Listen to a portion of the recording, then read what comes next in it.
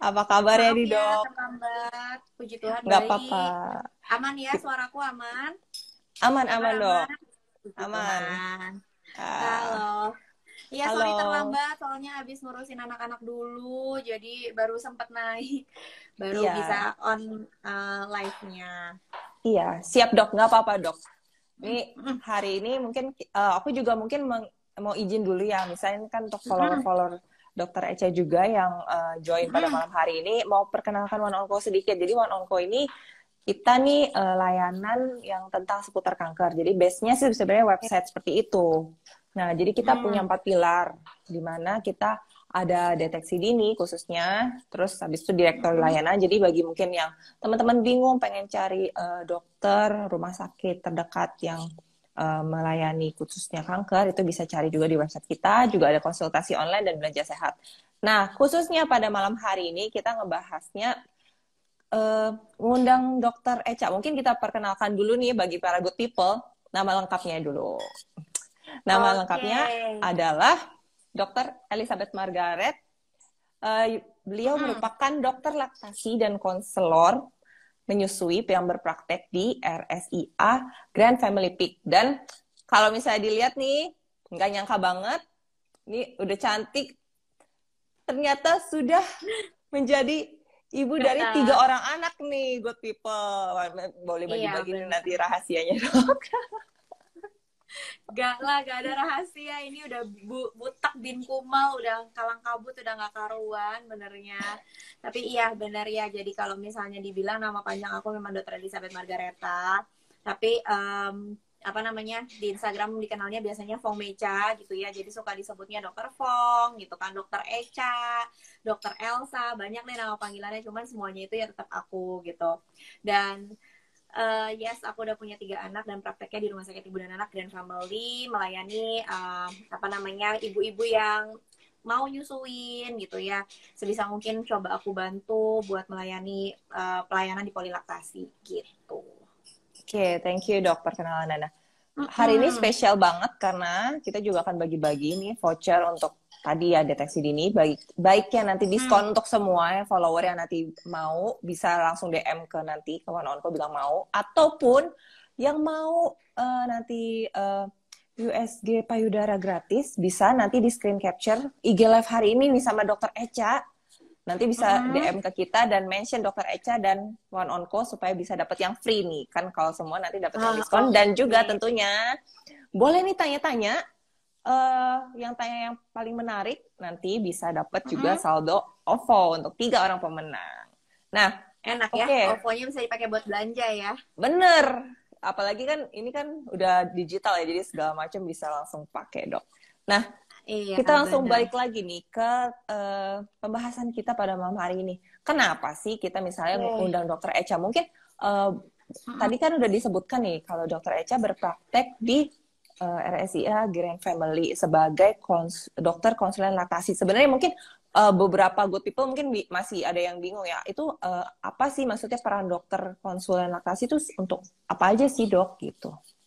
Oh, oke. Jadi sebenarnya kalau dibilang kerjaannya konselor menyusui atau konselor laktasi gitu ya.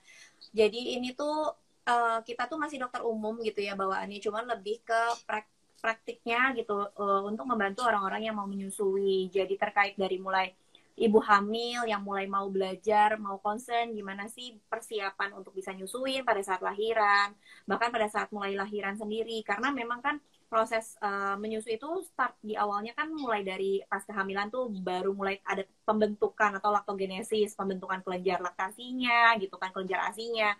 Dimana pas hamil adanya perubahan hormonal, perubahan bentuk payudara.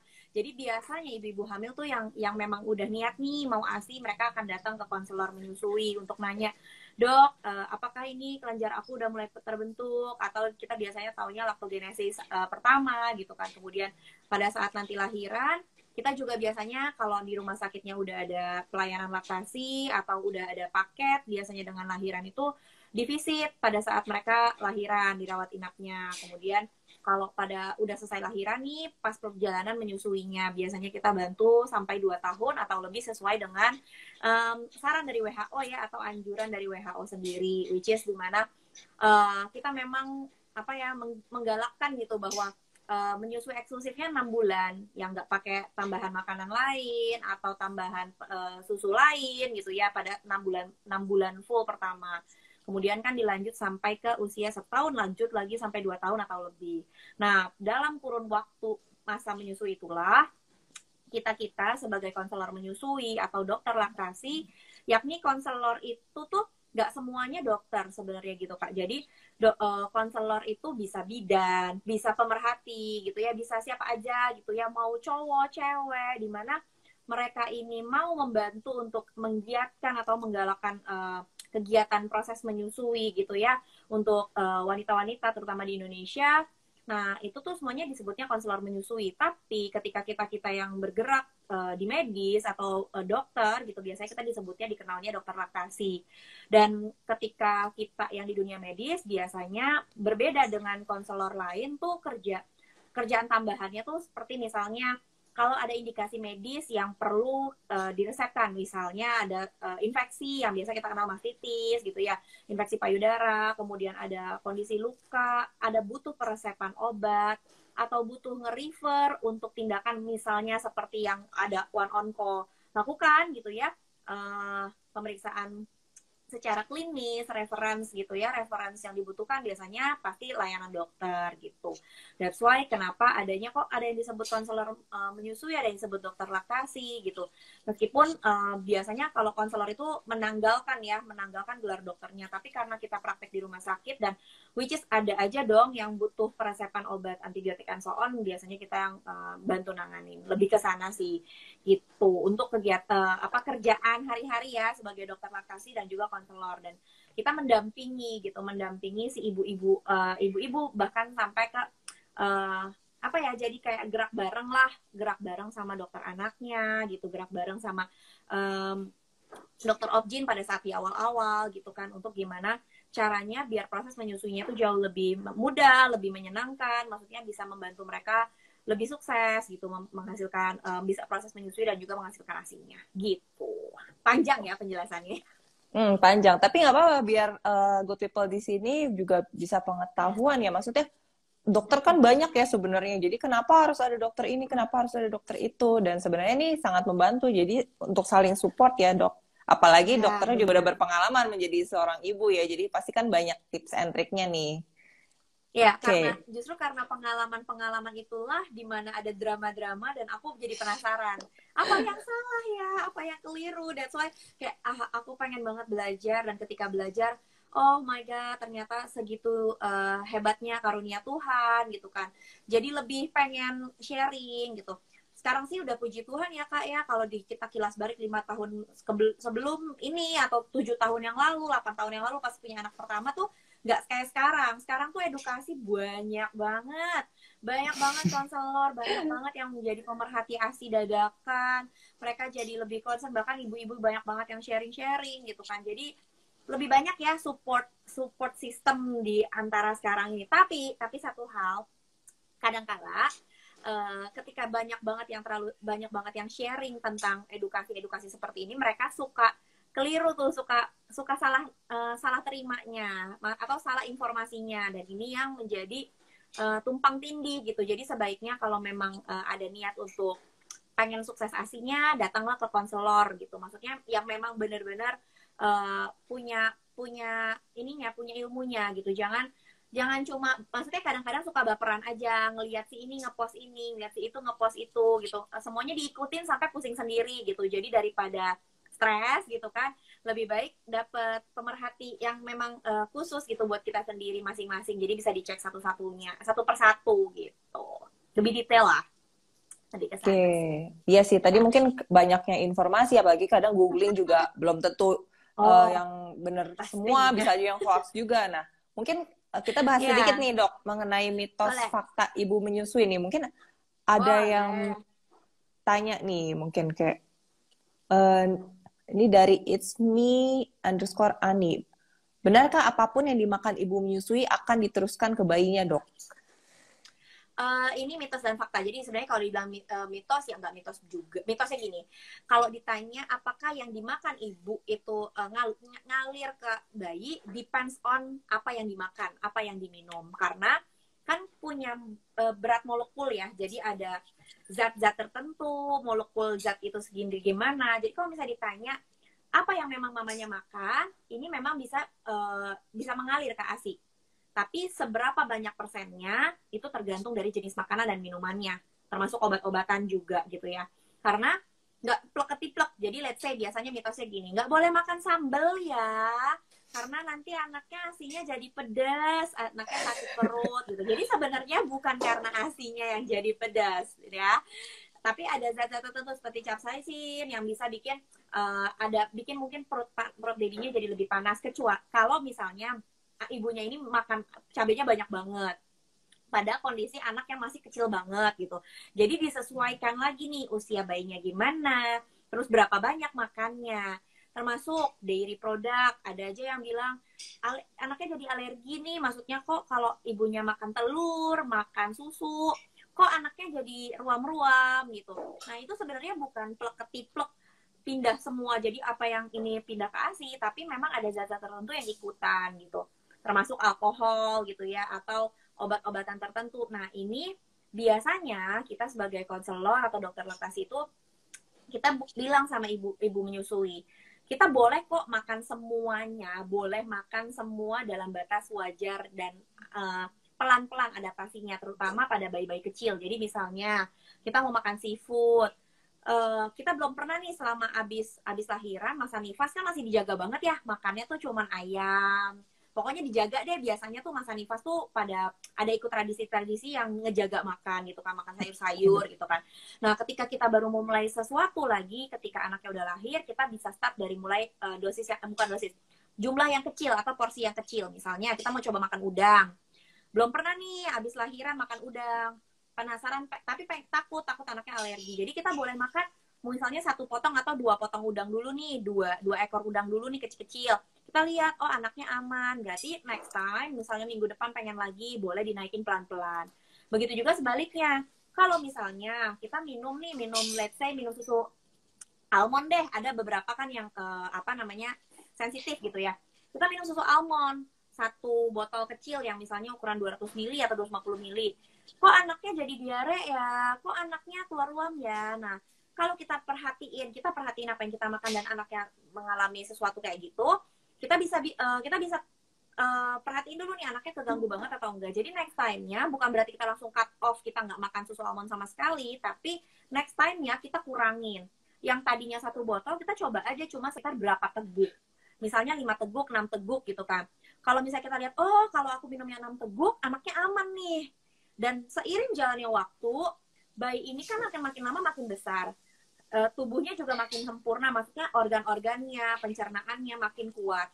Jadi dia punya toleransi bertahap gitu loh. Jadi kalau misalnya kita naikin pelan-pelan, dianya pun makin siap, kitanya harusnya nggak ada apa-apa gitu. That's why kalau ditanya mitos atau fakta, sebenarnya mitos kalau seandainya dibilang plek ketiplek, tapi fakta memang dia ada yang ngalir gitu. Jadi depends ya. So kalau misalnya kita mau minum apa atau mau makan apa, makan aja boleh, coklat, kopi, teh boleh, tapi dalam batas yang wajar gitu. Dan dipantau aja dulu sesuai dengan usia bayinya, kita pelan-pelan baru naikin. Kalau bayinya udah siap, nggak ada masalah, keep going gitu, go on aja gitu. Tapi kalau misalnya ada sesuatu, kita coba toleransi dulu, turunin lagi, baru nanti pelan-pelan naikin gitu. Seperti itu. Oke, Dok, thank you. Jadi sebenarnya bukan Yes. karena tadi ya karena cabe pedes terus anaknya jadi nanti asinya pedes gitu ya. Maksudnya lebih ke Dan zat-zat yang terkandung di karena dalamnya zat-zat yang gitu ya. tergandung di dalamnya. Oh. Oke, nah Iya, jadi mungkin itu salah satu mitos komponen-komponen fakta di yang dalam. oke. Yes. Nah, mungkin ini kan kita tadi bahas dari segi mungkin yang ibu yang udah mulai menyusui. Nah, mungkin untuk ibu-ibu yang mungkin baru mulai mau menyusui, biasa kan mungkin ada perubahan pada ada bentuk payudara, bahkan mungkin kalau kita Oh iya. mungkin kita lagi menstruasi pun berubah ya, tapi pastinya kalau pas nanti udah melahirkan dan menyusui mungkin ada perubahan-perubahan bentuk gitu. Nah, mungkin kayak apa aja sih maksudnya yang kayak biasa dialami dan supaya nggak khawatir kok ini kok tiba-tiba ada yang aneh gitu dong. Biasanya apa aja sih ya Oh, yang oke. mungkin Jadi sebenarnya ya kalau misalnya kita lagi haid aja ya, kadangkala kalau kitanya perhatiin, sering deh jadi lebih sensitif area payudaranya. Misalnya kalau yang memang putingnya lebih cenderung menonjol ya, jenis puting itu kan juga beda-beda. Ada yang memang putingnya pendek, putingnya datar, ada yang putingnya nonjol, agak lebih lingkarannya juga diameternya lebih besar, ada yang memang kecil gitu ya. Ada yang bentuknya kuncup, ada yang bentuknya lebih bulat, itu kan beda-beda. Dan kalau misalnya kita lagi haid dan kita perhatiin gitu ya, itu dimulai nih ya dari bentuk payudara sebelum menyusui nih. Kita tuh biasanya karena proses hormonal, biasanya kita menjadi lebih sensitif di masa-masa haid tuh. Biasanya karena hormon estrogen terutama gitu ya, jadi lebih kencang, lebih bulat, lebih padat lah gitu kesannya. Dan ini pada kondisi yang misalnya memang belum menyusui. Begitu mulai hamil itu juga biasanya naik size ya. Pada normalnya biasanya naik size. Kenapa naik size? Karena mulai terbentuknya kelenjar-kelenjar ASI. Tes, sinyal aman? Masih aman? aman, aman Masih dok. ya? Iya. Oke, iya. Soalnya di aku kakak putus-putus nih sedikit. Oke, Oh kita lanjut oke. ya. Jadi bentuknya kelenjar ASI itu sendiri yang biasa kita sebutnya laktogenesis 1. Begitu udah mulai hamil tuh biasanya naik mulai 1 size, habis itu naik jadi 2 size cup, ukuran beratnya atau cupnya gitu ya. Ada yang mulai volumenya jadi makin besar gitu ya, lingkarannya mulai makin kelihatan besar. Kemudian ada lagi yang biasanya putingnya terlalu mendelep, kadang-kadang mulai karena perbesaran itu dia mulai muncul-muncul sedikit. Ada juga yang memang tidak berubah tuh, dia memang datar-datar aja, but it's okay. Bentuk seperti ini tuh tidak menjadi faktor utama bahwa menjadi penentu ketika anak bisa nyusu atau enggak. Maksudnya ibunya bisa nyusuin atau enggak. Jadi jangan khawatir kalau teteknya kita nih, payudara kita tuh kayak telur ceplok. Ya biasanya suka ada tuh yang payudaranya tipis gitu ya. Aku pribadi kayak gitu dulu ya. Suka nggak pede gitu sampai ingat deh waktu gadis tuh biar cakepan dikit gitu ya badannya, kalau dilihat tuh pakainya post up bra gitu kan yang banyak sumpelannya gitu. It's okay, jangan insecure duluan gitu, karena payudara kita yang kecil itu bukan berarti kita nggak bisa nyusuin ya. Begitu juga dengan payudara yang besar, bukan berarti kalau payudaranya besar udah berarti nggak pede ini karena insecure. Kalau dia payudaranya gede pasti banyak banget asinya gitu kan. Belum tentu. Intinya tuh ketika nanti lahir, semua proses menyusui biasanya akan disesuaikan dengan kondisi kebutuhan bayi. Jadi supply by demand, demandnya demand bayi. Ya, bukan depends on demandnya kita, bukan demandnya mesin pompa, bukan demand kulkas. Jadi jangan keburu insecure kalau ngeliat, aduh kok dia banyak banget ya asinya sampai sekulkas, dua kulkas, ojo dibanding kek kalau kata Farel. Ya, nah dari sana, iya ojo dibanding kek. Jadi jangan insecure duluan, termasuk perubahan-perubahan tadi. Biasanya kita concern dari bentuk perubahan perbesaran tadi. Ada beberapa faktor kondisi atau beberapa kondisi di mana pada saat hamil perbesaran payudaranya tidak signifikan. Nah, biasanya yang hal-hal seperti ini kita pada kondisi laktasi, dan kalau memang pada saat kondisi menyusuinya dia merasa kesulitan, kok ngerasanya payudaranya tidak pernah merasa terisi atau rasanya kok kopong banget. Ada sih keluar tapi kok kopong banget, dan bentuk payudara, jarak antar payudaranya jauh, gap di antar ini ya, di antar gap di antara gap di antara ininya tuh jauh gitu ya. Biasanya kita akan bantu lakukan pemeriksaan tambahan kalau misalnya kita ada kecurigaan dengan insufisiensi glandular tissue. Jadi adanya kelenjar ASI yang mungkin tidak terbentuk dengan sempurna atau tidak terbentuk dengan maksimal seperti itu. Tapi itu tetap ada solusinya. Jadi ada suplementasi misalnya. Nah, itu dikonsulkanlah atau datang konseling kepada konselor menyusui atau ke dokter. Gitu. Itu untuk perubahan ya, termasuk dari perubahan volume atau perbesaran, perubahan bentuk puting gitu ya. Atau kita ngerasa lagi yang kalau dari payudaranya yang tadinya kencang jadi karena membesar jadi mulai agak sedikit lebih turun misalnya seperti itu, dan pada saat menyusui akan lebih berubah lagi. Gitu sih Kak. Oke, nah tadi mungkin langsung jawab tuh ada kok emang bisa turun ya tadi emang udah begitu ya Iya. maksudnya. Oke. Nah, Turunnya itu karena memang gramasi atau berat dari payudara kan akan semakin bertambah ya dari terbentuknya si laktogenesis satu tadi ya. Maksudnya jadi bukan karena gini ya. Banyak orang yang kayak gini. Aku nggak mau nyusuin ah dok, aku maunya dipompa aja supaya teteku nggak turun, supaya payudaraku tuh tetap seksi montok gitu ya. Ada yang kayak gitu. Ada lagi yang sebaliknya. Oh, kalau kalau dipompa lebih turun, lebih lebih memble gitu, lebih peot dibandingin menyusui. Pokoknya ada punya pemikiran masing-masing, setiap orang beda-beda gitu tuh. Banyak banget obrolan yang kayak katanya si ini, katanya si itu gitu kan. Pada kenyataannya bentukan melorot atau tidak itu tuh bukan karena proses menyusuinya sebenarnya, tapi memang dari mulai proses kehamilan yang udah mulai berubah. Ditambah ketika menyusui kita nggak jaga badan, kitanya kurang sayang sama payudara kita. Misal ketika membrana turun itu biasanya gara-gara udah tahu nih payudara kita makin berat, kitanya malah malas pakai bra. Meskipun bra pada khusus pada ibu menyusui itu branya memang spesial ya, jangan yang berkawat, sangat tidak disarankan pakai yang berkawat. Kemudian tidak terlalu ketat biasanya, tapi tetap harus nyanggah. Maksudnya bukan berarti kita nggak ganti-ganti BH selama 2 tahun sampai karetnya udah kendor-kendor. Itu sering terjadi karena kita suka lupa gitu ya. Kita mak tuh suka lupa lah gitu ya, apalagi kita dasteran doang. Atau ada orang-orang yang kayak gini Kak. Mak itu tuh sukanya pakai plong-plongan, baju daster atau baju singkap aja, tinggal singkap gitu, kaos tinggal singkap, nggak usah pakai BH. Karena anaknya kan minta nenek melulu 1-2 jam, daripada repot buka-buka, mereka ya udah tinggal hap. Kadang-kadang suka kayak gitu. Ini pasti banyak deh yang kalau misalnya dengar tuh absen kayak, iya dok, aku nggak pakai BH. Aku sangat tidak menyarankan seperti itu. Jadi kalau misalnya para moms lagi nyusuin, yuk pakai branya. Dipakai branya, tapi sebisa mungkin yang memang khusus ibu menyusui, tidak terlalu banyak bantalan gitu ya.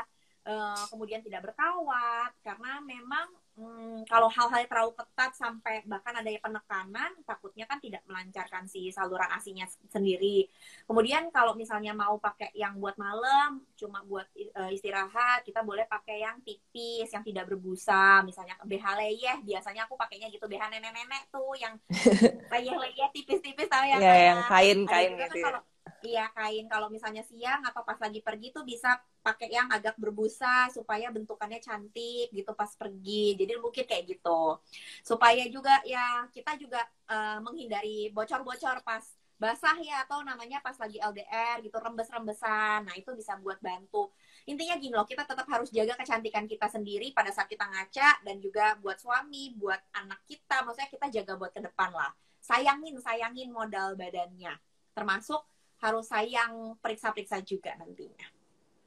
Gitu. Oke, thank you dok. Mungkin tadi Yes. ngomong tentang sayang ya, sayang-sayang gitu. Berarti kan ya tadi harus dirawat ya, maksudnya apalagi tadi udah menyusui. Nah mungkin sebelum menyusui pun kita juga harus udah aware nih. Kalau misalnya itu biasanya dari muda kan pernah juga ya misalnya bilang supaya biar tahu nih gimana sih kondisinya, kan kalau kita nggak aware tadi misalnya dokter bilang nggak tahu kayak gimana kondisinya, kita nggak bisa ngebandingin ya dok. Nah mungkin ada juga pemeriksaan seperti kayak sadari gitu ya, yang biasa kita bisa itu sendiri. Nah kalau menurut dokter Eca gimana nih dok? Kalau aku pribadi, which is karena aku orang medis dan juga memang dari zaman waktu SMP, SMA, ya mungkin orang zaman dulu ya, waktu zaman kita ini generasi 90-an tidak terlalu concern, tapi makin kesini makin digaungkan terus ya. Maksudnya ada komunitas-komunitas tertentu gitu kan yang memang support terutama di kanker payudara. Tadi kakak udah sebut tuh di awal ya, aku dengar bahwa ada prevalensi di mana kanker payudara banyak sekali terjadi gitu kan. Nah memang sadari itu penting, sadari itu. Jadi gini, pemeriksaan payudara itu ada 2 jenis secara besar nih. Ada yang klinis atau dilakukan oleh tenaga medis biasanya, atau yang biasa kita kenal dengan pemeriksaan tambahan lanjutan tuh pakai alat-alat USG, mamografi, atau mungkin dokternya yang memeriksa gitu kan. Ada juga yang memang pemeriksaan diri sendiri. Pemeriksaan diri sendiri ini bukannya aduh geli ya, kita pegang-pegang payudara gitu kan. Ada orang yang masih kayak tabu gitu loh, karena menganggap payudara kita ini sesuatu hal yang kayaknya kalau kita sentuh-sentuh terus tuh something weird gitu ya, kayak aneh. Padahal itu penting. Ya, bukan karena kita Soalnya teman aku pernah ada yang kayak gitu, Kak. Ih, geli tahu kayak pegang-pegang, dia tuh ngerasa risih dengan dirinya sendiri, padahal itu seharusnya nggak gitu kan. Dan aku di sini mau sambil kasih tahu sih, Kak, jadi kalau misalnya dibilang sadari itu benar banget, harus kita lakukan dari mulai sebelum kita nikah, dari mulai kita gadis sebenarnya, dari semenjak mungkin oke lah kalau kita menarke atau haid pertama itu masih SD, jadi nggak terlalu ngeh-ngeh banget. Tapi harusnya udah mulai SMP-an gitu ya, SMP 2, SMP 3, apalagi SMA udah makin mateng, makin mature, dan di sekolah apalagi mungkin sekarang udah ada kelas-kelas untuk yang seperti ini, kita udah mulai tuh belajar untuk periksa sadari. Atau kita yang punya anak teenager, yang punya anak remaja, boleh banget kita ajarin mereka buat mulai periksa dari sekarang, dari masa gadisnya mereka.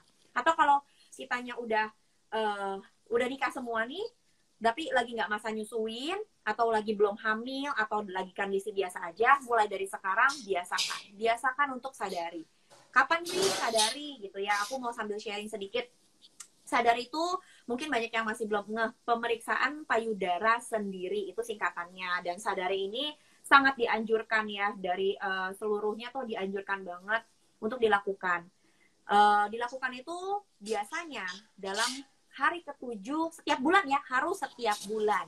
Ya, kadang pasti ada yang ke-gap lupa, tapi sebaiknya setiap bulan. Kenapa? Supaya kita bisa bandingkan bulan demi bulan. Jangan sampai bulan ini iya, baru periksa lagi tahun depan, keburu telat. Iya nggak sih? Keburu lupa juga kayak dok. Ya. Lupa. Dan itu kayak waktu itu kayak apa ya? Kayaknya beda, tapi apa sama ya? Kok kayaknya aku nggak keperhatian, ya kan? Jadi sebaiknya itu memang bulan demi bulan. Nah, kenapa? Supaya kita ngeh, oh ini loh ada bedanya, oh ini masih sama, oh ini masih oke. Dan sadari itu dilakukan di hari ke-7 sampai hari ke-10 setelah waktu dapat mens hari pertama ya, atau haid hari pertama. Let's say kita dapat mens itu di hari tanggal 3 misalnya, tanggal 3 di bulan ini gitu kan. Nah, kita nggak periksa pada saat lagi mens. Kenapa? Karena biasanya kita mulai sensitif, kenceng, takutnya nyeri kalau kita pegang, jadi bias gitu, maksudnya jadi false gitu, nggak bisa kita pastikan gitu ya. Nah, biasanya pada kondisi sudah tenang di hari-hari ke-7 atau hari ke-10 setelah haid, ya maksudnya bukan setelah haid, hari ke-7 haid misalnya, meskipun udah bersih di tanggal 5 udah bersih nih, kita lakukannya di tanggal 7 hari atau plus 10 hari dari si tanggal pertama.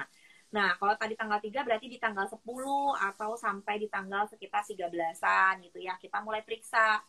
Periksanya gimana? Secara detailnya kalian boleh sambil searching ya, searching aja di YouTube atau di websitenya Kemenkes. Tapi overall kita periksanya tuh dalam berbagai posisi atau 6 langkah, ada 6 langkah. Ya, aku spill sedikit aja ya, cepet aja. Jadi biasanya kita mulai dari ngaca, berdiri gitu ya, dibuka semuanya, jangan pakai BH. Kalau pakai BH ya kagak kelihatan gitu ya, dibuka semua. Kita berdiri, angkat tangan, aduh susah ya, bentar ya. Kita berdiri, angkat tangan gitu ya, buka semua. Sampai ke ketiak semua, terus kita muter-muter. Jadi kita muter-muter lihat dari mata dulu nih, bentukannya gitu kan. Belum sampai raba-raba. Dan apa yang dilihat itu dari segi ketiak, garis lurus kayak gini, terus dari bagian tulang selangka nih, tulang kita nih, kira-kira di 2 jarian ya, 2 inch lah dari sini. Jadi bukan sampai bawah banget ya, jadi kita ngeliatnya tuh dari mulai sini.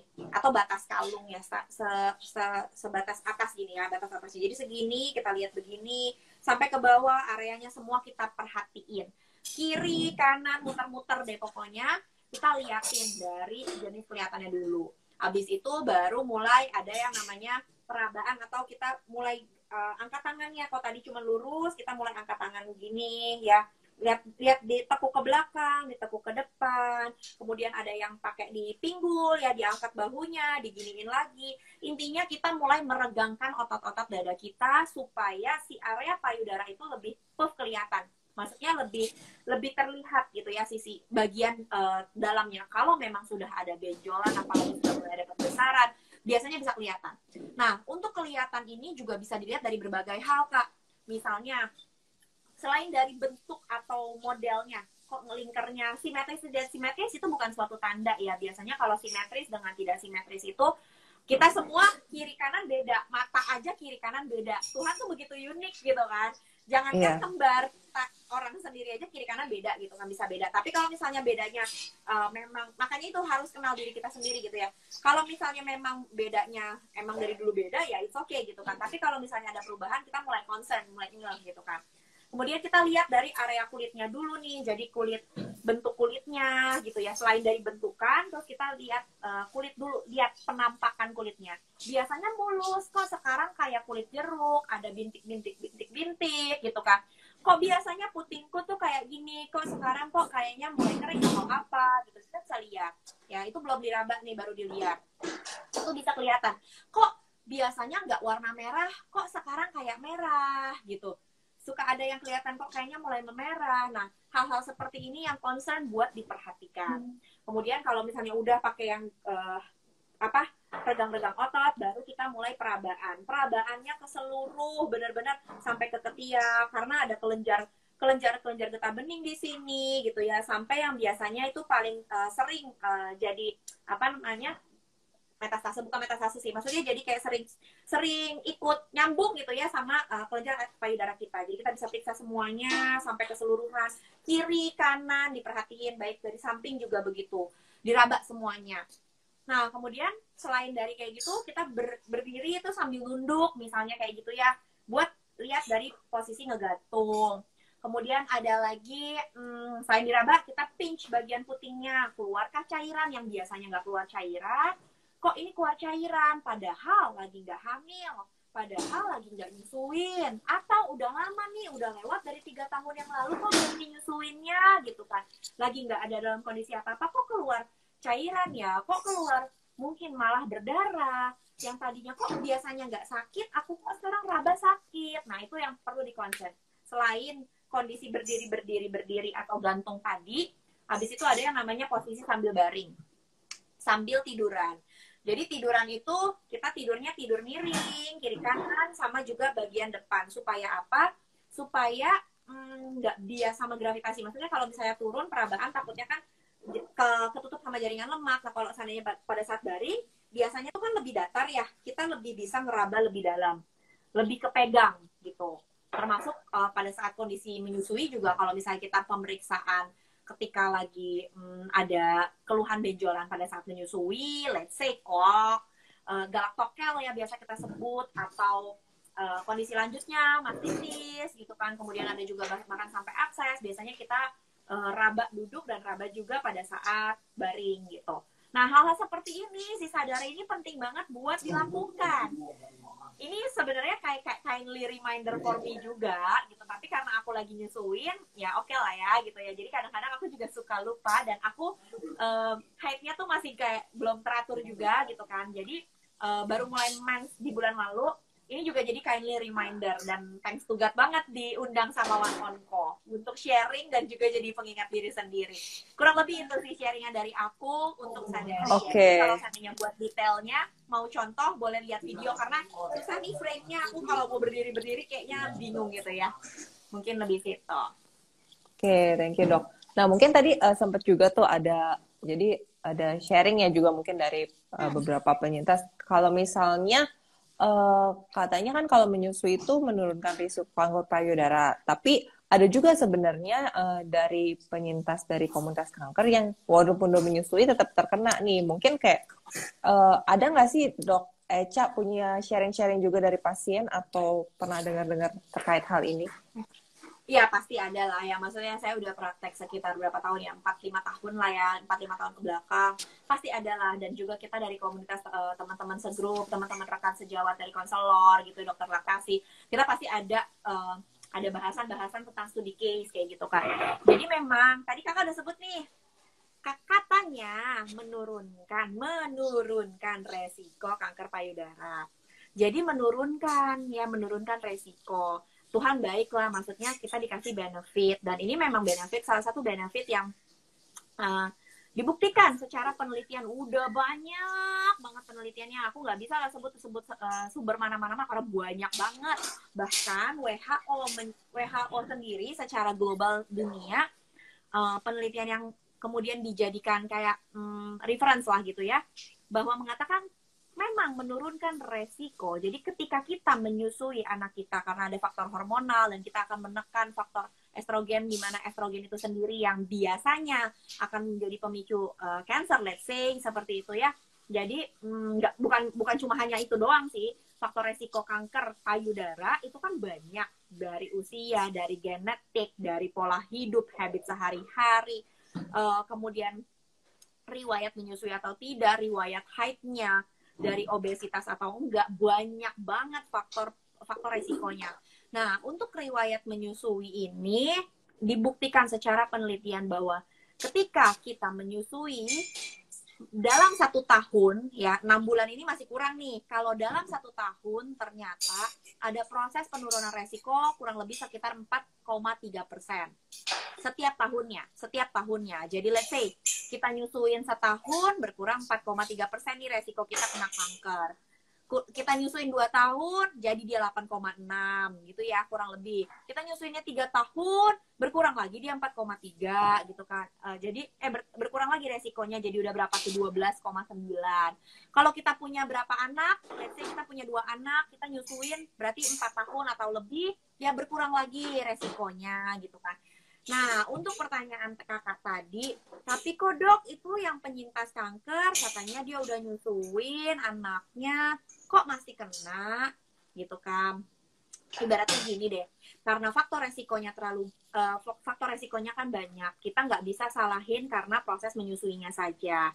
Jadi mungkin kalau ditilik balik, apakah pasien ini memiliki riwayat genetik yang mungkin dia tahu atau tidak, karena kadangkala kita sendiri aja nggak tahu riwayat genetik yang sampai turunan-turunan atas. Let's say kita cuma tahu, oh mamaku nggak ada, nenekku nggak ada, tapi kita nggak tahu nih atasnya nenek kita gimana gitu ya. Atasnya nenek kita gimana, tante-tante kita atau tantenya mama tuh gimana gitu ya. Jadi kayak udah turun temurun. Nah, itu juga bisa karena faktor genetik. Kemudian dari habit, pola harian. Apakah kita sering makan junk food, kita makan sering kemasan, let's say sarden, makarel kaleng, apakah nugget-nuggetan, sosis-sosisan, kita makan segala macam, itu kan juga merupakan salah satu faktor pemicu. So, kalau pada kondisi seperti ini, bukannya karena saya dokter laktasi terus saya mengagung-agungkan bahwa oh laktasi pasti nggak bisa karena kanker payudara. Ya, intinya gini, kita berusaha melakukan yang terbaik, do our best, and then semua kehendak Tuhan gitu kan Kak. Jadi maksudnya Tuhan pasti punya rencana gitu. Jadi jangan pernah menyesali bahwa katanya nyusuin, kalau gitu mah ngapain aku nyusuin, sama-sama juga kena. No. Mungkin kalau seandainya kita nyusuin, kita baru kenanya sekarang. Kalau kita nggak nyusuin, mungkin kita udah kena lebih dulu. Atau penelitian lagi ada yang mengatakan, Iya Kak. Adanya hubungan riwayat menyusui itu dengan stadium. Stadium kanker itu kan ada banyak kan Kak, 1, 2, 3, 0, 1, 2, 3, 4 gitu kan. Jadi mungkin saja riwayat menyusui, let's say, oke lah, kita nyusui nih, tapi kok Tuhan kasih kita ya kena gitu kan.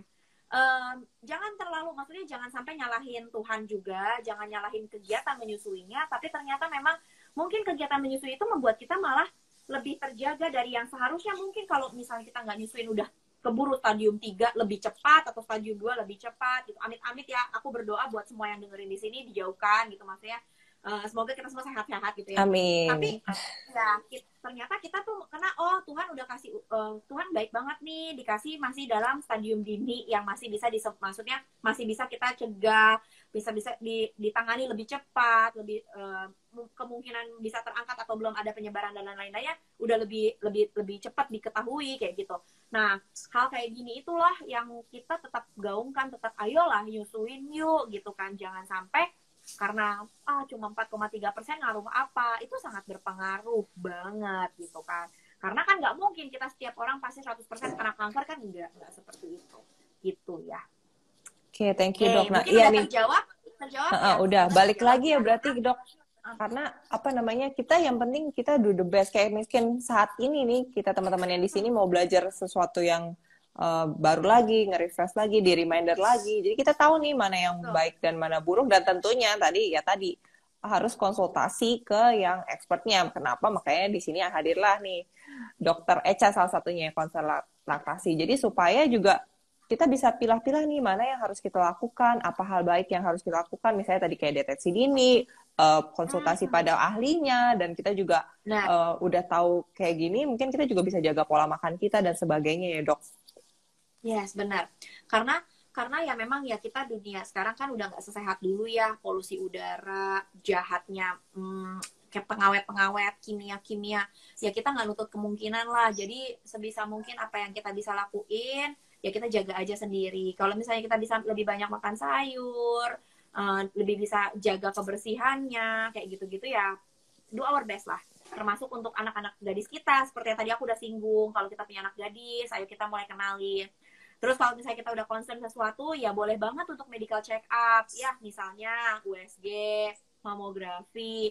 One on Call sendiri kan merupakan salah satu layanan yang connect ya sama bisa melakukan pemeriksaan yang tadi udah disinggung juga sama kakak, bisa ke ada rekan-rekan rumah sakit gitu kan, atau ada rekanan lab. Nah itu kita bisa banget buat medical check up, karena jangan sampai tunggu kita sakit baru kita sibuk periksa gitu. Jangan sampai juga kita cuma sayang anak kita vaksin imunisasi rutin, tapi mamanya nggak diingat, ya kan? Anaknya dijemur-jemur, mamanya nggak jemur, vitamin D-nya kurang, kayak gitu-gitu kan juga merupakan salah satu habit yang bisa kita lakukan. Karena ini ada kaitannya ya, healthy habit, termasuk kualitas tidur, jaga tidurnya seperti apa, jaga makannya seperti apa gitu. Kualitas tidur ketika kita kurang istirahat, kita sibuk ngelakuin yang sebenarnya oke lah, kita masih bisa selip-selip istirahat sebentar gitu kan. Ini kita anggap remeh kadang-kadang kayak gitu. Ya memang kindly reminder lagi balik buat saya gitu kan, saya mama 3 anak, sibuk praktek, sibuk ngurusin sosial media, sibuk ada lagi ngurusin sidang mau sidang tesis gitu-gitu. Terus ada lagi pokoknya serba-serbi deh, banyak banget gitu kerjaannya. Kadang ketika anak tidur, kitanya malah begadang. Atau me time buat drakoran. Jadi hal-hal kayak gini yang mesti lebih pintar sih kita manage ya, manajemen waktu kita buat kita bisa istirahat lebih bagus, karena ada detox kan dari tubuh kita sendiri gitu kan. Nah ini lifestyle banget, termasuk olahraga. Kalau misalnya bisa disempetin olahraga, cuma sekedar jalan mungkin ke taman, atau cuma sekedar lari di tempat gitu ya, boleh dilakuin gitu. Karena hal-hal kayak gini ya bantu banget buat jaga kesehatan kita masing-masing gitu. Oke, mungkin tadi juga sempat ada sih dok yang nanya, aduh kalau misalnya kurang tidur gimana? Berarti itu pengaruh banget ya dok terhadap pokoknya semua yang lifestyle kita lakukan ya. Betul, dalam ASI. ada pengaruhnya. Karena gini loh, konon katanya tuh setiap dari kita itu punya bukan bakat, bakal. Jadi kayak ada sel-sel di dalam tubuh kita yang mungkin saja dia bisa menjadi sebuah sel kanker gitu kan. Kalau ke-trigger atau kalau kalah sama defense tubuh kita. Jadi hal-hal seperti ini yang sebisa mungkin kita jangan sampai lah gitu kan, jauh-jauh dari kita gitu kan. Kita doa supaya kita sehat-sehat semuanya gitu.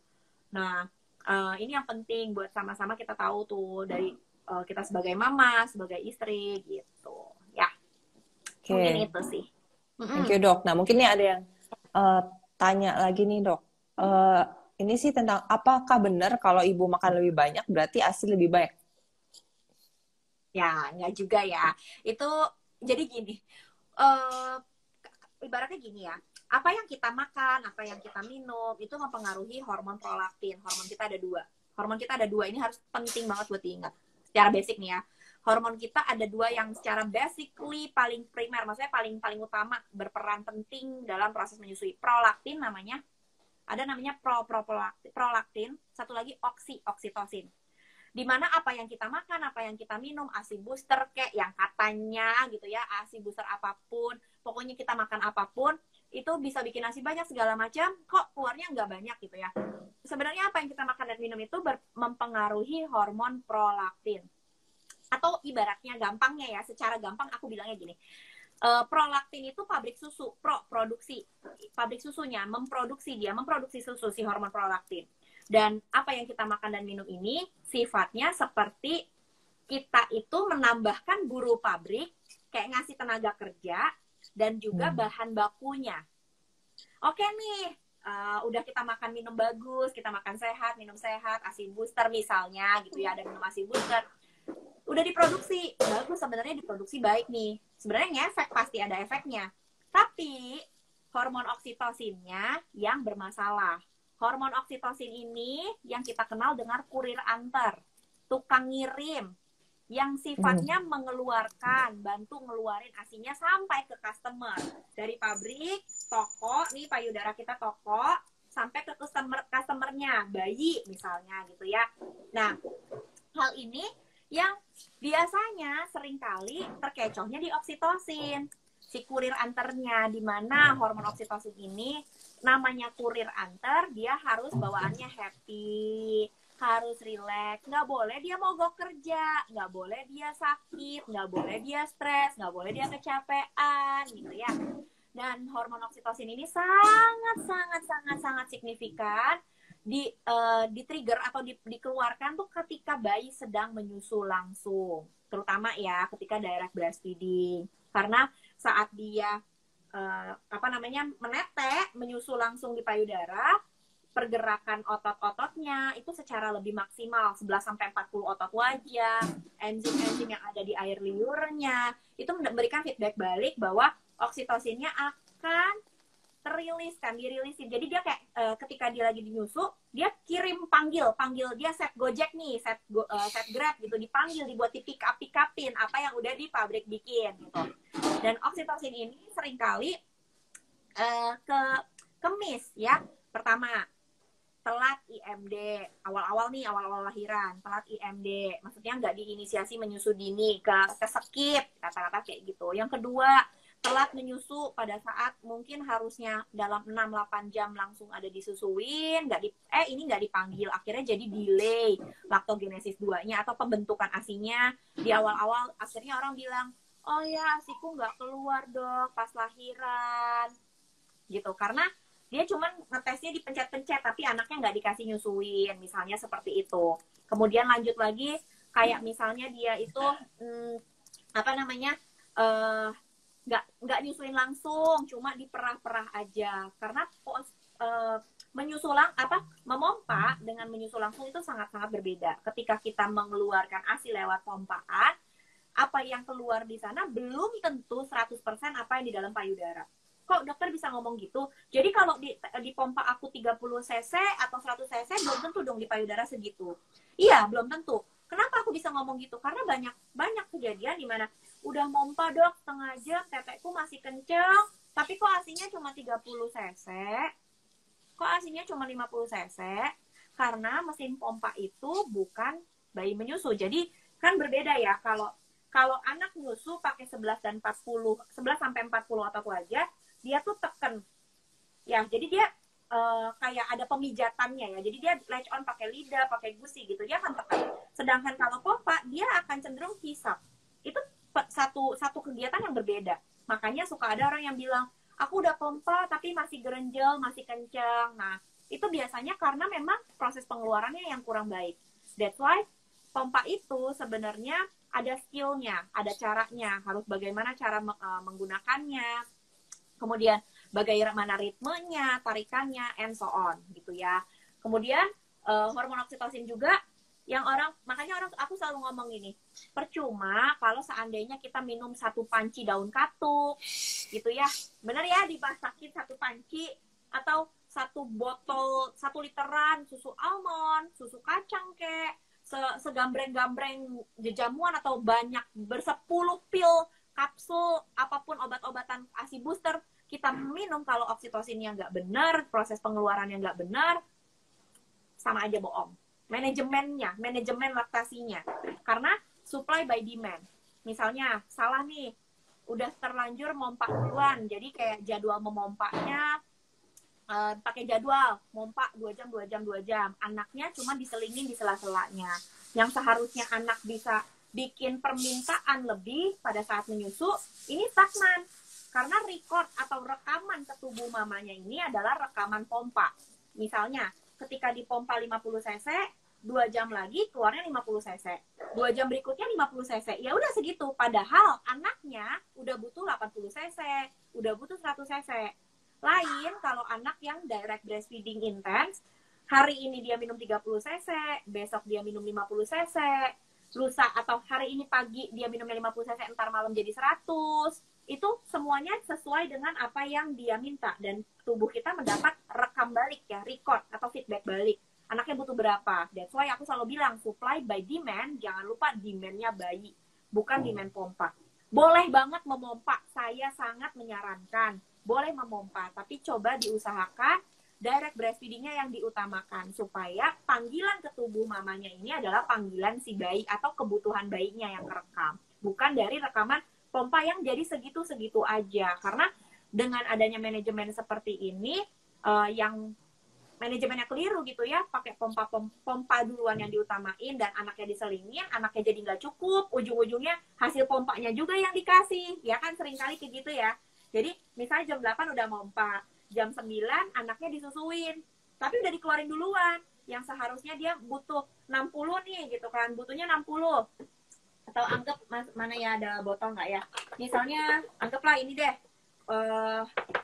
ada botol segini nih, misalnya anaknya seharusnya butuhnya segini, tapi karena tadi udah keburu dipompa jadi masih baru segini nih di payudara gitu, dan anaknya jadi minta, jadi kesannya kayak tuh kan nggak kenyang kalau lagi nyusu di payudara tuh, dia nggak pernah puas kalau netek, ujung-ujungnya dikasih botol. Semakin sering dikasih botol atau selingkuhan, makin lupa sama istri tuanya, makin lupa sama payudara. Nah, manajemen seperti inilah yang keliru sih Kak. Jadi kalau ditanya tentang kaitan dengan kesuksesan menyusui, apakah benar makan banyak jadi banyak asinya?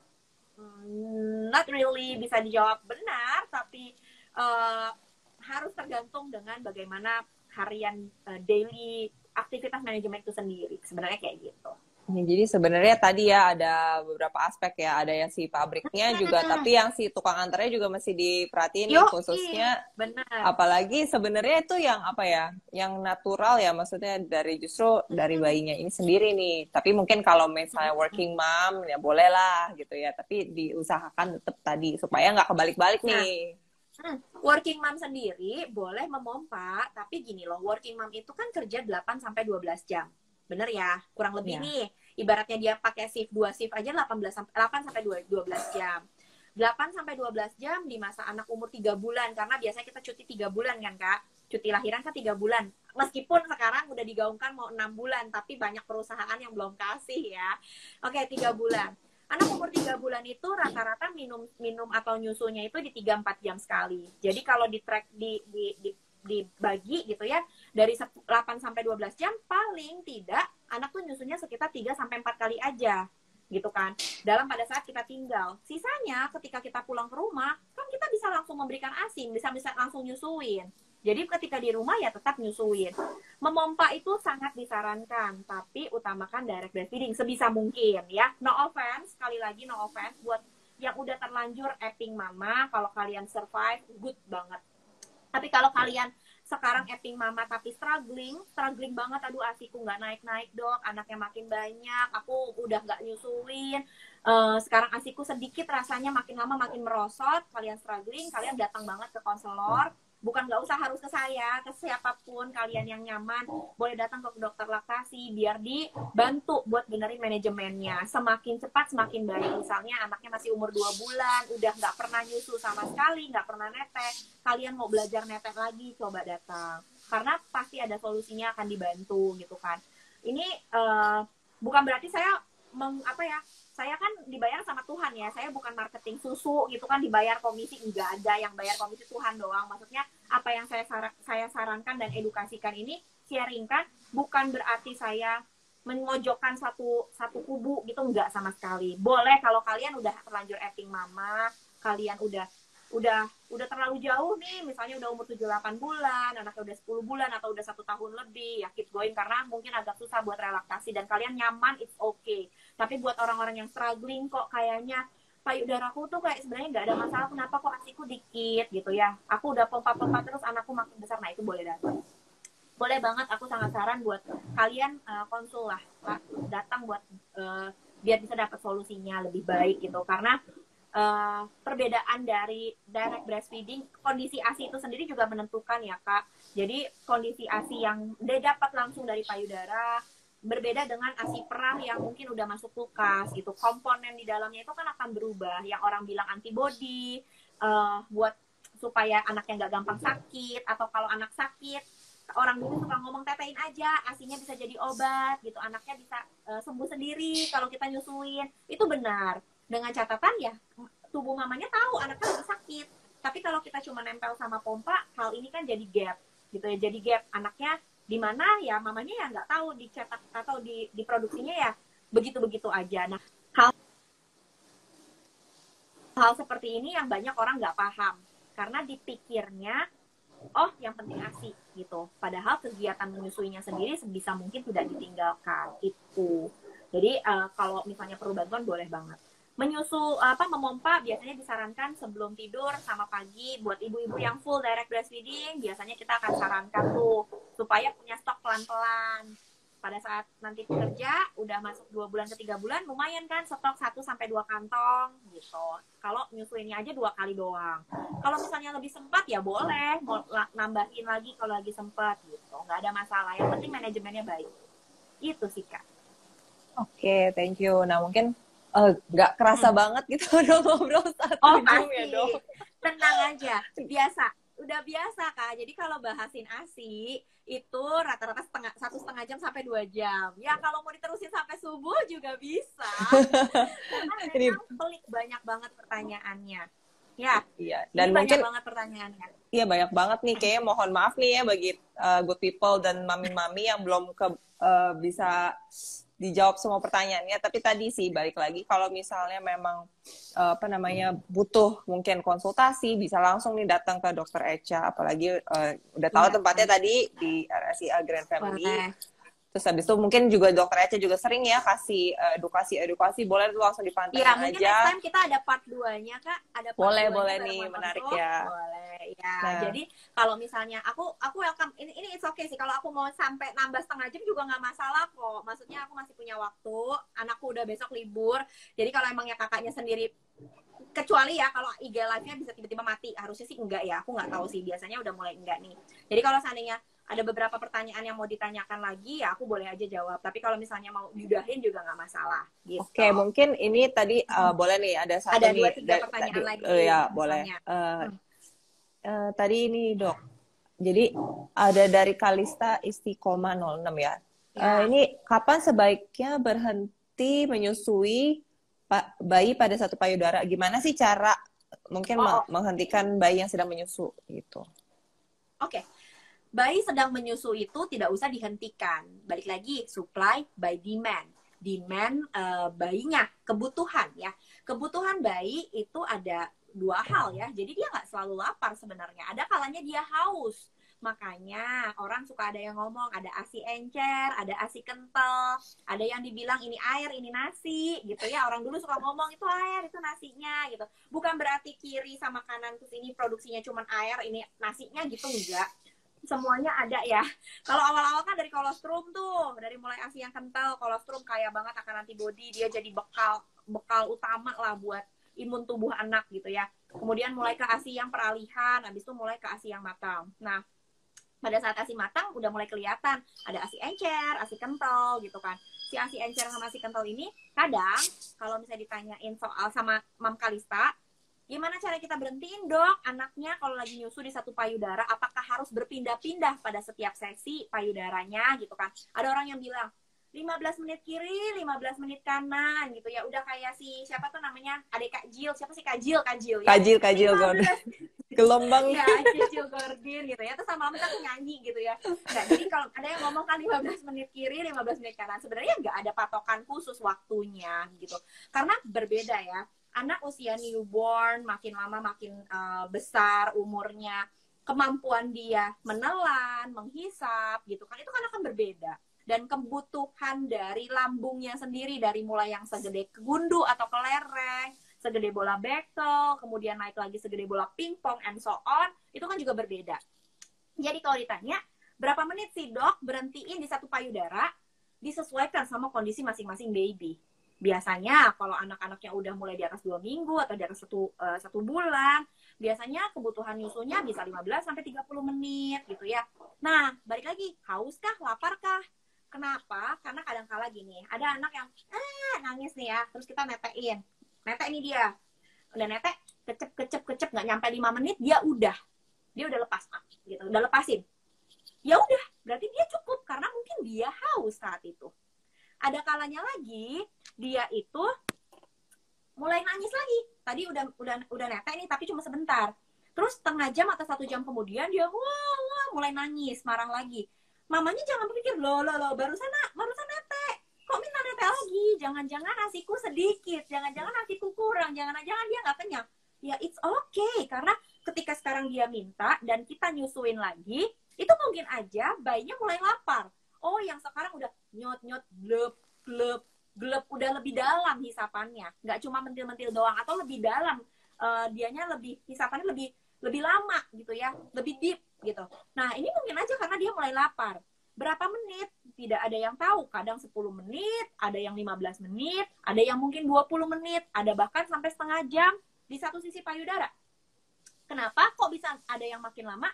Mungkin saja dia lagi growth spurt, lagi butuh ningkatin makannya, porsi makannya, lagi pengen lebih banyak karena dia mau gedein badan. Jadi depends on kondisi masing-masing.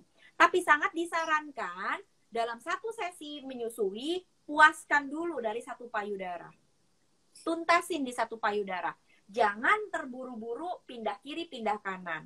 Kenapa? Karena ASI encer sama ASI kental itulah yang berperan. Kalau misalnya kita terlalu cepat memindahkan, ada orang bilang 15 menit, nggak tentu loh. Kalau orang yang hiperlaktasi, mungkin dia baru mulai dapat hint di 20 menit. Ada yang seperti itu. Jadi mulai 20 menit baru mulai ASI kentalnya. Jadi nggak bisa jadiin patokan berapa menit itu. Depends, orang masing-masing beda-beda. Sesuaikan nama kondisi kita. Nah, kalau misalnya ditanya, ya udah puaskan dulu sampai anaknya lepas dari payudaranya udah sampai kempet, ya udah dia udah puas, tidurin aja. Nggak usah anak udah tidur dibangunin lagi suruh netek sebelah satunya lagi. Nanti yang sisi satunya buat next session. Kira-kira 1-2 jam lagi, oh dia minta lagi, ya udah di sisi yang sebelah kanan. Supaya porsinya utuh, dapat sampai ke high milk-nya, ASI akhir. Dimana ASI akhir ini tuh adanya tuh di kelenjar-kelenjar dalam ya. Jadi di bagian kelenjar ASI kita tuh di dinding-dinding selnya. Jadi itu yang kita mau dapatkan gitu. Nah, kalau misalnya ditanya lagi, kalau misalnya udah 15 menit dan dia udah sampai kempot tapi dia masih nangis, baru deh dipindahin, dikasih lagi yang satunya. Mungkin karena kondisi growth spurt tadi. Gitu, Kak. Semoga Mam Kalista terjawab ya, dan semoga Mam Kalistanya masih dengerin. Masih nih, kayaknya masih dengerin. Oke, ini ada pertanyaan lain nih, Dok. Apakah nih mungkin ini Bu Swi yang kanker survivor bisa memproduksi ASI dengan normal nih, Dok? Oh, oke. Untuk kondisi payudara yang memang sudah terinfeksi kanker, misalnya sudah ada riwayat kankernya, depends ya. Ini kankernya stadium berapa, kondisinya sudah mulai kena jaringan atau bagian part mana dari si kelenjar dari payudara, apakah sudah mengenai kelenjar ASI, apakah menekan saluran ASI, apakah sudah mulai merusak bagian-bagian dari ASI, karena beda-beda case by case semuanya. Kalau misalnya dalam kondisi seperti ini pasti kita akan telisik lebih dalam ya. Jadi mungkin dari dokter onkonya, dari dokter kankernya sendiri bagaimana, sudah dalam perawatan apakah kemo, apakah radio, gitu ya. Jadi kan beda-beda penerapannya. Untuk kondisi kasus menyusui sendiri, akan disesuaikan pada kondisi seperti itu. Apakah memang kena dua payudaranya, anaknya usia berapa. Jadi kalau untuk yang ini, aku agak susah untuk menjelaskan detail, karena pasti akan berbeda dari case by case, gitu ya. Dan aku mungkin ada sedikit tambahan sih, Kak. Ini tadi sekelibat ada yang nanya, Dok, kalau misalnya kanker gitu atau tumor payudara gitu ya, itu kan ada benjolan. Pada saat nyusuin juga ada benjolan gitu kan ya. Biasanya beda ini gimana, Dok? Ini benjolan karena nyusuin apa benjolan kanker-kankeran itu? Iya, Nah, betul, jadi Dok. suka ada yang takut, benar ya? Suka ada yang takut nih, aku lagi nyusuin kok tiba-tiba benjolan gitu ya. Biasanya Biasanya kalau memang dalam kondisi menyusui aktif atau dalam kondisi memang memproduksi ASI aktif, rata-rata itu biasanya kita sebutnya clog duct atau sumbatan ASI atau benjolan yang memang berisi ASI. Baik itu di saluran, di kelenjarnya gitu ya. Tapi kalau misalnya di luar masa sedang menyusui, kita mesti lebih concern lagi. Dan kalau memang dia clog duct atau sumbatan ASI, biasanya dia akan mengecil. Dia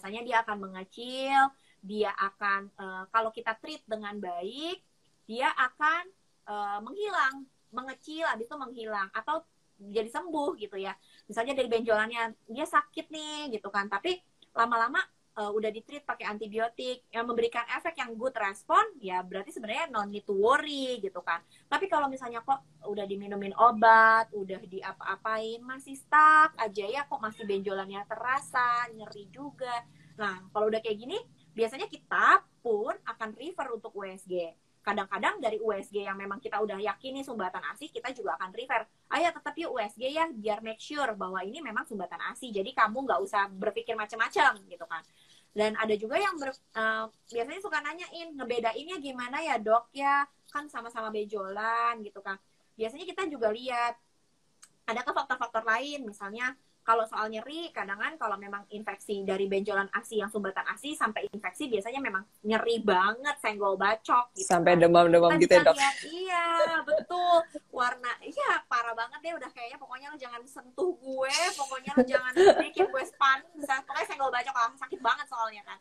Jadi kalau misalnya ketreat dengan baik, harusnya dia mulai baik. Ada biasanya kalau mulai kita udah curiga yang lain-lain, rasa gatal ada, merahnya nggak makin baik, keluar apalagi di luar kondisi menyusui ya, di luar kondisi menyusui tahu-taunya keluar sekret, keluar cairan, mungkin bukan berwarna putih, mungkin warnanya jadi seperti nanah gitu kan, seperti orang yang kena abses, misalnya kayak gitu. Atau puting yang tadinya nonjol keluar kok lama-lama makin masuk kayak retraksi ke dalam ya, kita sebutnya kayak retraksi, jadi masuk ke dalam, jadi inverted nipple-nya. Hal-hal kayak gini yang lebih concern ya, jadi buat ngebedain apakah ini memang cuma sekedar sumbatan ASI, kondisi kayak mastitis biasa, galaktokel mastitis, atau memang kita udah mulai mengarah apakah tumor, apakah kanker gitu. Jadi kita pasti akan periksakan lebih lanjut. Biasanya sih lewat USG ya, USG payudara dulu nih. Karena kalau misalnya pakai alat lain, ada juga yang ABVS, mammo gitu-gitu, biasanya kita pasti lebih duluan sih di USG dulu gitu. Oke, nah mungkin ngomong-ngomong USG nih, aku jadi ingetin lagi nih, tadi buat yang tadi hari ini ikut nih, bisa langsung kalau misalnya nih mau potongan diskon nih up to 100.000 untuk USG di websitenya www.oneonco.id, bisa langsung DM mau, atau kalau mau gratis tapi agak sedikit effort sedikit, tapi nggak apa-apa buat teman-teman mami-mami yang masih stay di sini kan, di IG Live ini bisa langsung screenshot dan mention dan follow One Onco dan juga Dr. Wong Mecha nih. Jadi nanti dari situ akan dipilih 5 yang dapat free USG. Nah, kalau yang ini aku selalu bilangnya kayak gini, mungkin bukan cuma karena hadiahnya aja, bukan karena mau dapat gratisannya aja, tapi ketika, aku selalu ngomong ya, ketika kita mendapatkan sesuatu yang dirasa kita, oh bagus ya, bukannya saya membanggakan diri sendiri, no. It means like kayak kalian mendapatkan sesuatu yang bisa kalian bagikan lagi, atau kita biasa kenal sharing is caring gitu ya. Mungkin aja kalian nggak butuh informasi ini, tapi ketika kalian sharing, siapa tahu orang-orang dari Instagram kalian, entah kenal kalian atau enggak, yang mungkin follow kalian, itu ngerasa, wah ini kayaknya jawaban buat aku nih, aku selama ini pengen tahu, taunya ke kamu sharing gitu kan. Kalian boleh mungkin nggak usah ketik panjang-panjang, misalnya nanti udah jadi ada IGTV pun, kalian cuma mau sekedar sharing, kalian boleh banget di pop up add to story gitu kan. Bukan karena One Onco atau akunya mau nambah follower gitu ya. Itu kan memang marketing, maksudnya marketing karena kita memang punya usaha di bidang itu gitu kan. Tapi niat baiknya, sebenarnya lebih ke niat baiknya gitu, bahwa kalian bisa menjadi berkat buat banyak orang gitu, memberikan lagi informasi gitu kan. Nah itu yang biasanya aku selalu share, selalu bilang sih di setiap IG live gitu, nggak apa-apa banget kalian sharing gitu, daripada kita dinyinyirin. Kalau kita yang ngomong, suka nggak sih kak, apa sih lu ngomongin sok tahu lu gitu kan. Kalau Iya, kita cuma sharing, iya bener kan, ya kan, padahal niat kita baik. Jangan kayak gitu, katanya tuh harusnya begini begitu gitu kan. Ntar begitu orangnya ini baper, langsung apa sih nih orang ngomong-ngomong gitu kan, sok tahu banget. Padahal memang benar yang diomongin, tapi caranya mungkin agak nggak bisa diterima dengan baik. Nah makanya dengan sharing yang tadi kakak bilang, boleh mention, boleh share ke IG story, di pop up gitu ya, itu bisa jadi berkat banget buat yang lainnya lagi gitu. iya, karena mungkin kadang ada juga ya, misalnya kadang bahkan kalau kita yang ngomong, misalnya kadang teman juga, ah masa sih kayak gitu, tapi kayak kalau kita mention mungkin apalagi seseorang ataupun mungkin platform yang bisa dipercaya, orang itu mungkin bakal, oh iya nih ada bener-bener referensinya. Jadi kayak mungkin kayak kalau di dokter kayak ada evidence base-nya, jadi emang ini udah Yes. bisa dipercaya gitu ya dok. Benar. Nah, Jadi kalau misal, kenapa? tadi mungkin ada yang tanya juga nih, One On Call lokasi di mana? Nah, sebenarnya kita base-nya platform website ya nih, Good People dan Mamam sekalian. Jadi langsung bisa aja diakses di www.oneonco.co.id. Nah, di sana lokasinya bisa pilih fasilitas kesehatan yang mungkin dekat rumahnya. Jadi mungkin kita nggak ada base-nya, jadi base kita di website gitu. Iya, jadi One On Call itu bukan suatu laboratorium offline atau pelayanan langsung, tapi mereka ini lebih ke apa ya, Berkolaborasi. behind ya, Iya. jadi behind the scene gitu ya. Mereka lebih ke office-nya, back office-nya lah. Jadi kalau yang melayaninya tetap ke fasilitas kesehatan yang memang bekerja sama One On Call gitu Iya, ya. betul Jadi ya, ada Dok. beberapa rumah sakitnya tersebar di Indonesia. Tapi yang menarik, aku lihat websitenya One On Call ini tuh punya pelayanan banyaknya dokter-dokter yang berpartisipasi, dokter terkait kanker yang bisa kita menjadi bagian untuk konsultasi juga gitu ya. Jadi memang pelayanan yang keseluruhan lah untuk masalah kanker. Gak cuma kanker payudara ya, banyak kanker lainnya, dan itu juga kalian boleh banget sharing misalnya ke orang, ke saudara atau siapa. Oh, kalian mau tahu informasi lebih detail soal kanker, kalian boleh nih lihat websitenya si One On Call misalnya, seperti itu. Tuh, nah mungkin tadi ada pertanyaan juga dari Bu Tria Rose. Bagaimana sih menyadarkan wadah untuk cancer survivor beraktivitas ya? Nah, mungkin sebenarnya kalau misalnya Good People lihat di website kita juga ada direktori layanan, dan ada juga selain di layanan Vaskes itu juga ada direktori komunitas. Jadi bagi teman-teman mungkin yang oh nih saya survivor kanker payudara, bisa langsung dilihat nih ada beberapa list komunitas mungkin yang sesuai dengan domisili teman-teman. Nah, di situ bisa langsung dikontak. Ada berbagai macam komunitas yang ada juga di website kami, seperti itu. Nice. Support group ya, karena support system ini penting banget ya. Jadi nggak cuma untuk survivor, ibu-ibu menyusui juga butuh support system yang baik, support group yang baik, komunitas yang positif, bukan cuma ngebanding-banding atau malah yang kayak kok kamu segini, kok aku segitu gitu ya. Jadi buat para mama tuh benar-benar harus lebih lapang ya, lapang dada, lapang pikiran gitu. Jangan sampai kitanya tuh gampang baper dan juga gampang stres gitu kan. Kak, sebelum kita akhirin, aku mungkin mau jawabin pertanyaan yang lagi mulai muncul gitu ya. Ini ada perwakilan dari yang kelihatan langsung nih, dari Tria Surose. Abis ini kita udahan kali ya. Suara anakku udah mulai memanggil mama. Iya, ini udah dapat bonus banget nih Good People dari Dokter Echa nih. Aku tuh seneng, aku tuh bawel, jadi aku tuh senang banget buat ngoceh gitu ya, karena suka nggak sempet kan kalau pegang HP buat balas-balas juga nggak sempet. Aku lebih suka tuh gini, ketemu online, ketemu offline, lebih ketemu langsung tuh aku oceh panjang tuh aku lebih senang gitu kan. Memang berkelebihan kata-kata gitu ya. Jadi sisi ekstrovertnya keluar semua ya. Jadi dapat wadahnya dan aku bersyukur. Thank you loh One On Call udah having me for today gitu ya. Nah, sekarang aku coba lanjut. Jadi kalau misalnya ini pertanyaan yang mitos fakta, melakukan skin to skin, meningkatkan bonding dengan anak, itu benar banget. Jadi dibilang fakta, bukan mitos. Karena ketika skin to skin, neuron-neuron atau sinaps-sinaps dari neuron, persarafan kita ya, sel-sel dendrit apa ya. Jadi ada bagian-bagian secara medik atau anatomi lah ya. Persarafan antara anak sama ibu itu akan connect gitu ya. Jadi memang meningkatkan bonding itu udah pasti signifikan. Termasuk tadi cara meningkatkan support sistem optimal bagi busui, ajak keluarga, suami, mertua, mama, helper yang ngebantu ngurusin sehari-hari, datang ke konselor, konseling lah secara total. Tapi kalau seandainya memang nggak berkemungkinan buat ngajak semuanya, paling tidak suami harus support ya. Kemudian sama happy mom, happy mom, healthy baby udah pasti ya. Nggak cuma happy mom aja, healthy mom juga healthy baby. Gitu. Oke, nah Oh, ini udah. sampai ada yang ngingetin aku nih Kak buat nonton drakor Dokter Romantik. Thank you loh. Ini Terima berarti follower kasih. setianya Dokter Echa ya, udah Terima bagi-bagi juga ya kasih. biasa di IG Iya benar. IG story ini. Nah, mungkin Terima kasih sedikit ya. closing statement kali Dok untuk Yes, boleh. teman-teman good people di sini, para moms juga, apalagi tadi awareness untuk meningkatkan gaya hidup yang sehat ya, healthy lifestyle khususnya untuk payudara sendiri. Apa ya closing statementnya, intinya sih gini ya, ketika kita udah dihadapkan di dunia kita yang sekarang udah modern, kita tuh harus bijak gitu ya. Jadi bijak menerima, bijak untuk membagikan gitu, sebisa mungkin kita lakukan yang terbaik buat diri kita dan juga orang lain gitu, jadi berkat bagi banyak orang.